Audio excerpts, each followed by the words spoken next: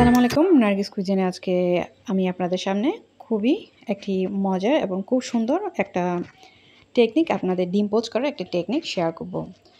আমরা যখন ডিম পোচ করি তখন ডিম পোচ করার সময় অনেক সময় লবণটা খুব ভালোভাবে এই ডিমের মধ্যে লাগে না, তখন খেতে খুবই ভালো লাগে না। অনেক সময় দেখা যায় আমরা ডিমটা এই তেলের মধ্যে দেওয়ার আগে ডিমের যেখানে আমরা লবণ দিই ওই লবণটা ডিমের এক পাশেই থেকে যায় এবং লবণটা ডিমের চারপাশে হয় না। সেক্ষেত্রে যদি আমরা এরকম একটি তাওয়ার মধ্যে তেল দিয়ে তেলের মধ্যে একটু করে লবণ দিয়ে তেলের সাথে লবণটা খুব ভালো করে মিশিয়ে তারপর এর মধ্যে যদি আমরা ডিমটা দিই, তাহলে এই লবণটা ডিমের চারপাশে খুব সুন্দরভাবে অ্যাডজাস্ট হয়ে যাবে এবং পরিমাণ মতো হয়ে যাবে, এবং যখন আমরা এটা খাবো তখন ডিমটা খেতে খুবই ভালো লাগবে, বা এক জায়গায় কম আর অন্য জায়গায় বেশি এরকম লাগবে না। ডিমটা খেতে খুবই ভালো লাগবে এবং খুব টেস্টি লাগবে এবং লবণটা পরিমাণ মতো হবে।